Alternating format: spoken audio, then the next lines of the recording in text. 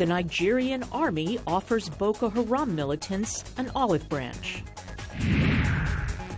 Tunisia's ambassador to the U.S. discusses terrorism, security, and politics in the North African nation. And the first trailer for the new Star Wars movie hits the web. And we've got a first look. Africa 54 starts right now.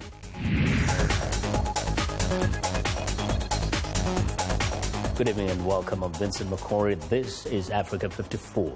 Topping our broadcast this evening, U.S. Secretary of Homeland Security Jay Johnson is calling for more cooperation from the American Muslim community as America and the world fights to counter violent extremism. VOA's Catherine Gibson reports. The terrorist attack in Brussels last month has renewed debate over ways to counter violent extremism in the United States, with calls by some Republican presidential candidates for surveillance of American Muslim neighborhoods. But Homeland Security head Jay Johnson says that proposal does not reflect reality. There is no one neighborhood or ghetto or city that one could encircle or surveil American Muslims, contrary to some of the political rhetoric that is out there, some of the overheated political rhetoric out there. Well, last year's mass shooting in San Bernardino, California, renewed concerns about the threat of homegrown terrorism. Johnson said Homeland Security's efforts to prevent more attacks have largely met with cooperation in the American Muslim community. The overwhelming majority of American Muslims, including those who serve in our United States military, by the way, and in our U.S. government, are patriotic, dedicated people who love this country and who want to help us with public safety and secure our homeland because they know it's their homeland too. Johnson also dismissed criticism that Homeland Security's counterterrorism efforts target American Muslims. The Islamic State, which is the most visible, most prominent, and probably the most dangerous terrorist organization that we face right now, is targeting American Muslims. So we must respond and counter to that effort as a matter of Homeland Security. Johnson ended his speech with a call for cooperation and bridge building, saying American Muslim communities should not be isolated or vilified. Catherine Gibson, VOA News, Washington. U.S. Secretary of State John Kerry touched down in Iraq Friday on an unannounced visit. Secretary Kerry traveled from Bahrain to Baghdad Friday for talks with officials including Prime Minister Haider al-Abadi and Kurdistan Regional Government Prime Minister Nakrivan Barzani. Kerry was expected to underscore the U.S. strong support for the Iraqi government as it addresses significant security, economic and political challenges. The trip comes as Iraqi-led forces push to retake the northern city of Mosul, which fell to Islamic State militants in 2014.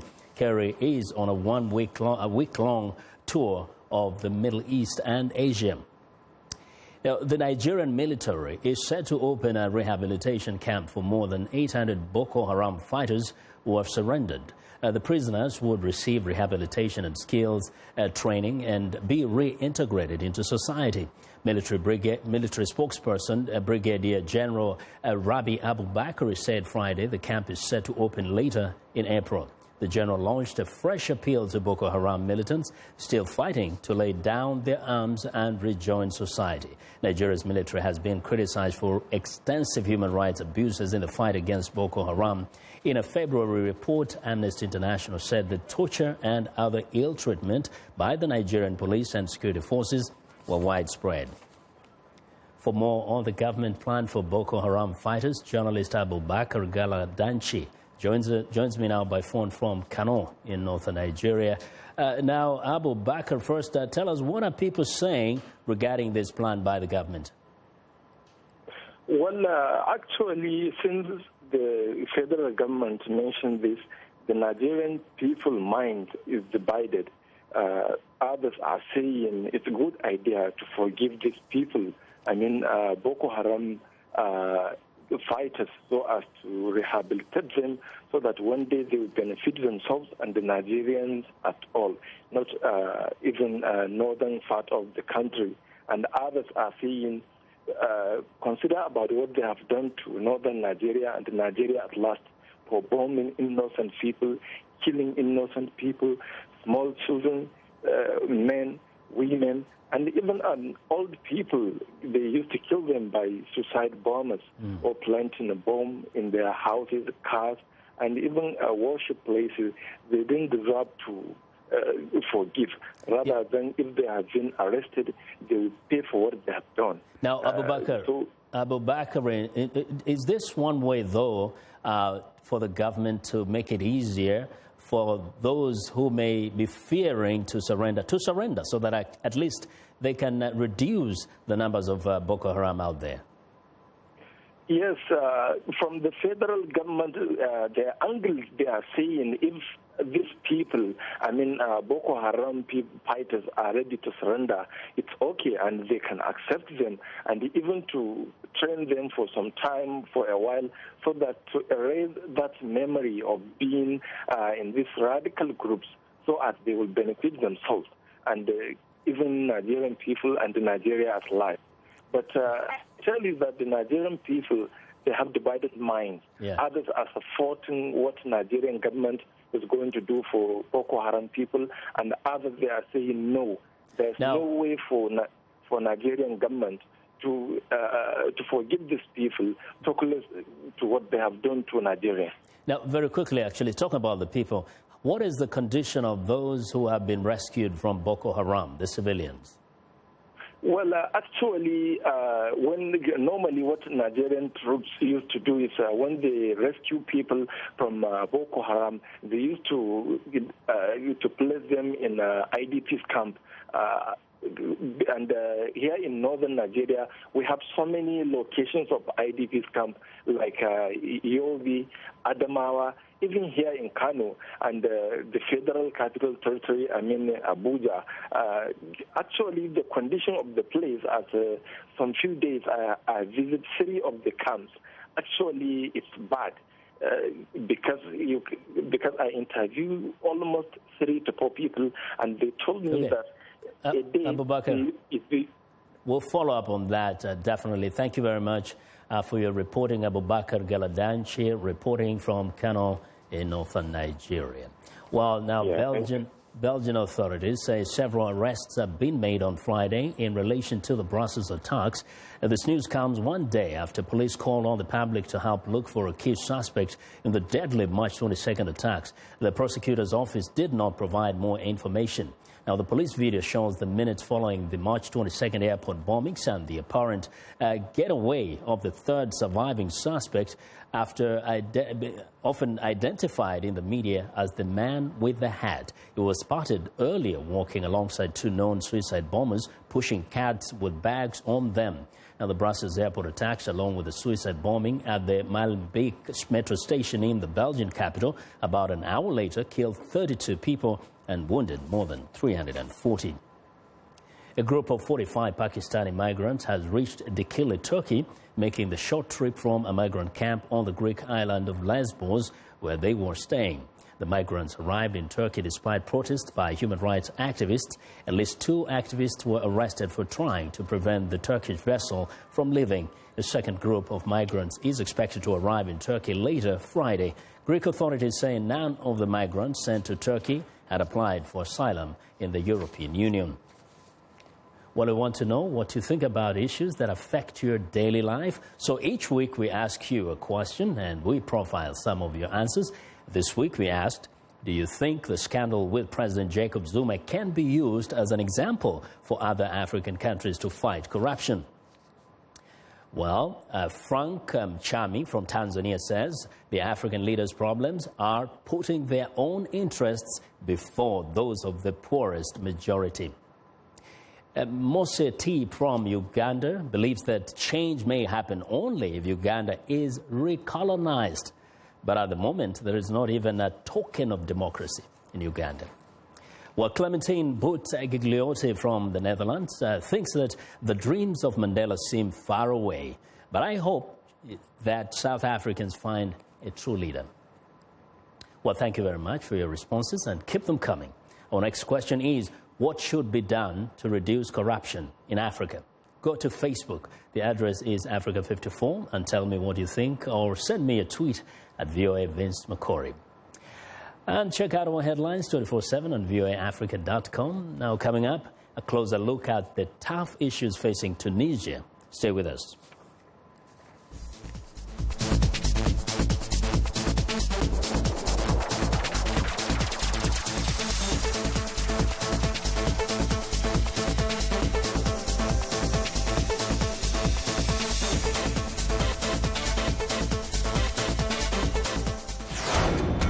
This is BizBeat. The sharp drop in global oil prices has forced Gabon to look to other areas to expand its economy.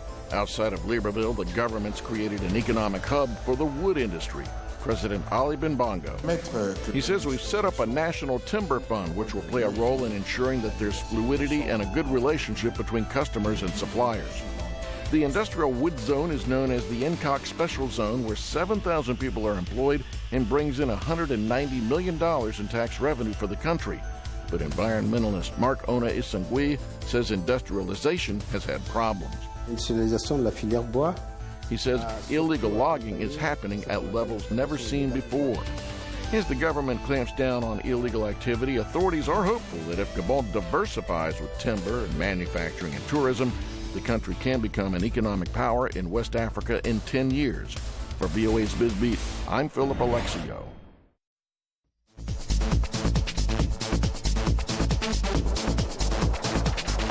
Welcome back. In 2010, Tunisia became the epicenter of democratic uprisings that arose independently and spread across the Arab world. Unlike a number of countries in the region, Tunisia also came out as a role model for peaceful transition and a success in what is now known as the Arab Spring. The Northern African nation, however, is now grappling with economic challenges as well as security threats. Recently, VOA's Mohamed El Shinawi sat down for an interview with Tunisia's ambassador to the U.S., Faisal Gouaï, and first asked him about the threat of ISIS to his country. ISIL, unfortunately, is present in Libya. And of course, they would like to expand their occupancy of more lands in Tunisia. Libyans and the Libyan people is ready to fight these groups as well as Tunisians. And both countries will work together and will join their efforts to eradicate terrorism from their territories. Unfortunately, also the absence of a government and institutions in Libya is not helping solving the problem easily. We still have some crises ahead, and the solution for these crises in Libya is to install the new government, and we should create a military forces in Libya that are Republican, that obey to the government, not to militias or to groups or to, but they should be Republican, as I said. And a fourth element is to gather all these militias into security forces and armed forces in Libya, of course, by excluding those who are involved in terrorism. The other element is to gather the guns that are circulating in Libya. We are talking about 30 million weapons, in Libya. And finally, is to the international community should gather its efforts to help Libya first solve all these problems, but also they should help Libya to build again and to develop and to stabilize. So if the security and political gap continued in Libya, Would Tunisia support any Western military intervention to counter the expansion of ISIS? Our official position is clear. It was mentioned by our president, by our Minister of Foreign Affairs, and it says that any foreign intervention in Libya is not accepted by Tunisia. The only ones who can decide for any foreign intervention are the Libyans. And we don't accept and we don't allow any external military intervention in Libya unless a legal government is installed in Libya and the Libyan government decides to allow any foreign intervention. But as a neighboring country, as a brotherly country, we are opposed to any foreign intervention in Libya. Libyan problem should be solved by Libyans, not by foreigners. U.S. Ambassador to Tunisia, Daniel Robinstein, said the U.S. is working with its allies to secure Tunisian borders. What is Tunisia looking for from the United States and its partners on that respect? Yes, we are relying on ourselves. Our armed forces are doing their utmost best to protect our borders, and maybe it is an occasion to commend our armed forces, from military to security to customs to National Guard. They are doing a tremendous job to secure the country. As far as the international cooperation is concerned, of course, we are partnering with the United States, Germany, France, Italy, the United Kingdom, and many other partners to better secure especially the Tunisian-Libyan borders.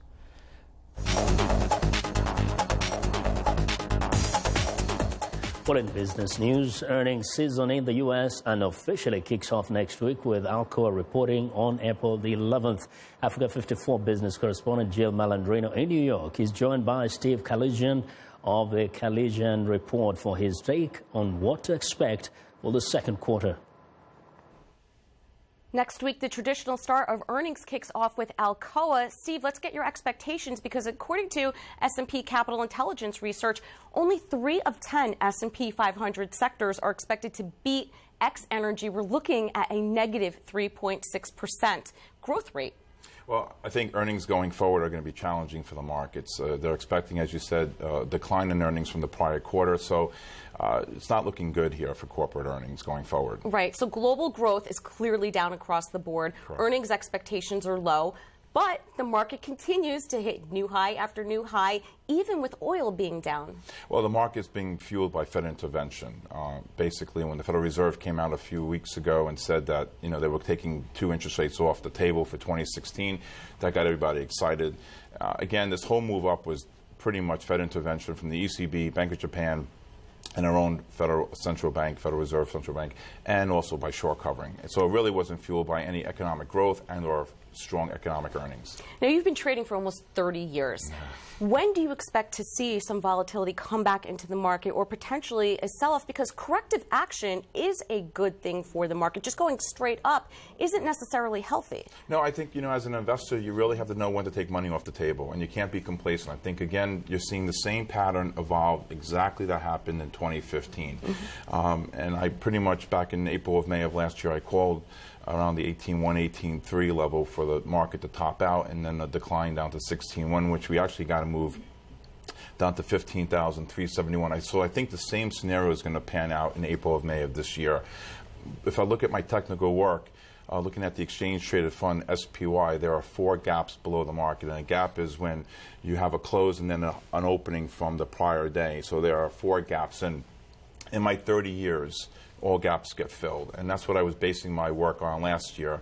And I have now 4 gaps, which should take the market down to the minimum 15,500 level. In the Dow? In the Dow Jones Industrial Average. It's interesting that you're looking at the later May timeframe because that coincides with the June Brexit, meaning that the UK is voting to potentially leave the European Union. Yeah, I think that could be a catalyst. Also, there are, you know, if earnings aren't coming in and, you know, as expected, and I think, you know, basically the market should really be going up based upon strong economic numbers and strong corporate earnings. But when you have so much central bank intervention, it's hard to fight, as they say, fight the Fed. But again, I think that eventually this is going to just pan out. And as an investor, I would be really scared being up at these levels. I mean, I think you take the money off the table and wait for better opportunities sometime in 2016. What levels in the S&P 500 would you look to start buying again should we get that corrective action? That 1802 level on the S&P is a big, 1810 is a big number. It doesn't mean it can't go lower, but I would look at that as a start.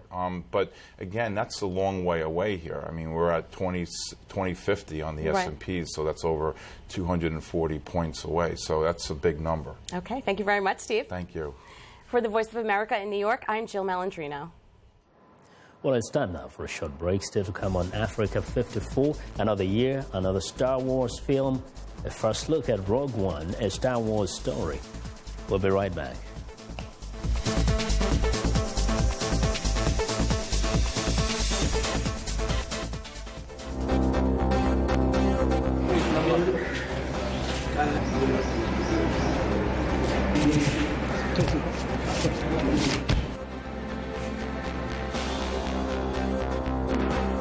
جلسة 3/11/2016 القرار السابق تأتي الجلسة.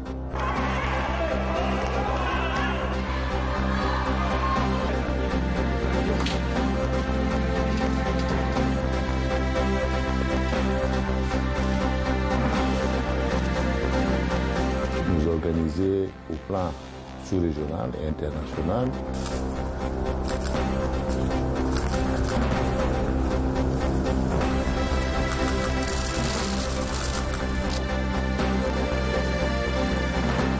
The only reason why the case collapsed is because we are innocent.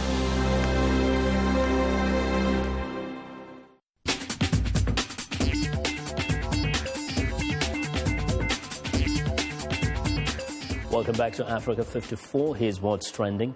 Exciting news for Star Wars fans. You're watching the debut teaser trailer for Rogue One, a Star Wars story. The clip reveals the first details of the rebel team tasked with stealing plan for the Empire's planet-killing battle station. Rogue One is the first spin-off in the Star Wars storyline, leaping back in the chronology nearly 40 years to explore a rebel operation only hinted at in the 1977 original film. The movie release is set for December, while the still untitled Episode 8, which picks up where The Force Awakens leaves off, opens in December 2017. Well, next up, a chair that author J.K. Rowling sat on while writing the first 2 Harry Potter books are sold at a New York auction for nearly $400,000. The 1930s piece was one of 4 mismatched chairs that the British author picked up for free in Edinburgh, Scotland, before she rose to fame. Rowling originally auctioned the chair to benefit a charity in 2002. A letter from the author was included with the sale. The seller bought the chair in 2009 after his daughter, a Harry Potter fan, saw it on eBay. Well, and finally, a 9-year-old girl whose dedication as a cub reporter and the resulting controversy surrounding a big scoop have caused her own story to go viral. Hilda Kate Lisek sparked a sensation with her news website about her small Pennsylvania town after she rushed to report a gruesome suspected murder in her neighborhood.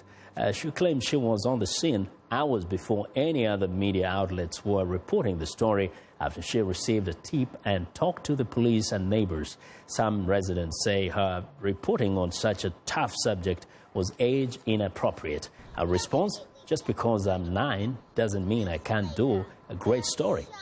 I agree with that. And that is what is trending today.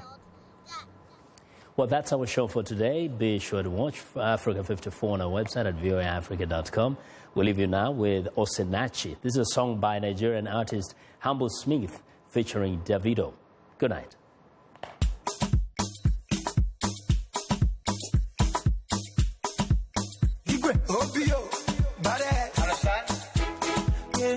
Somebody else, Mr. Dempsey, plenty people done the act. Now with the Baba do the jazz. Yeah, the Baba do well for me. Now my life is done better. Not because I suffer fast, not because I pray and fast. No be your show, no be jazz. I'm watching. Hey, Osinachi, I'm no kwa, Osinachi. One man, Osinachi, I'm watching. Osinachi, mama, Osinachi, Osinachi, Davido, you don't dey here. We be dey hear plenty talk about say you get some issue. Yes, for this life, is either you fly by aircraft or witchcraft. So now I want to ask you the question for here. What would be your advice to people when we say they won't go Dubai by fire by force? My humble father, Sinachi. My loving daughter, Sinachi mo. My baby mama, Sinachi. Dele Momodu, Sinachi mo. No be by force to go Dubai. I been waiting cause the fight. And I just did my own, they laugh, yeah. Because the God, you day my side. They want to take away my favor. They want to spoil my career. And I don't say I get the flavor. When you feel tax in Abania. I forgive and I forget. Baba God, he knows the best. My papa just buy a jet. I'm about to take off everywhere. Osinachi, I'm no kwa, Osinachi. One man, Osinachi, Osinachi, mama, Osinachi, Osinachi, I go name my first daughter, Sinachi. My loving mother, Sinachuku. Promotion letter, Sinachi. Me, Sinachi. Now we shutting down Malaysia. Every show the boy they conquer. Thank you Lord, you showed me love. Now I know I'm not alone. I go sing praises from house to church. I go throw party for every town. See my motto, see my mouth. Tell me why I no go shout. Not because I suffer fast. Not because I pray and fast. Not be your show, not be jazz. Osinachi, I'm no kwa, Osinachi. One man, Osinachi, Osinachi, mama, Osinachi, Osinachi, and I thank the Lord who oversee me. And I thank the Lord for humble Smith. And I thank the Lord who give me power. Oh, and I thank the Lord for all the riches. I dey pray for house, you give me mansion. I dey pray for car, you give me phantom. I dey pray for fans, you give me stardom. Oh, you dey show me love, you know be like. My family, if no be God where I for there, forever we go give God the glory. We dey travel, they go, they come. Everything we do, they prosper. Now because your name na favor, all is like it.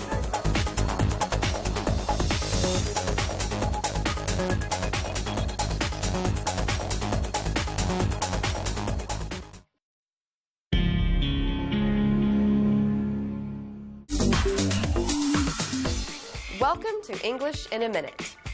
We all have our own ways of waking up in the morning. But is this expression really about waking up in the morning?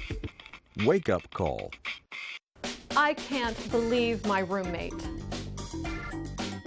Why? What's up? She buys everything with her credit card. She's already $20,000 in debt. Ouch. Living off credit is a bad idea. She needs a wake-up call. A wake-up call is something that makes you wake up to a bad reality, like a huge credit card bill. But this expression can also mean an actual wake-up call at a hotel. Next time you travel, you can ask for a wake-up call, or if a friend is not facing reality, you can give them a wake-up call. And that's English in a Minute.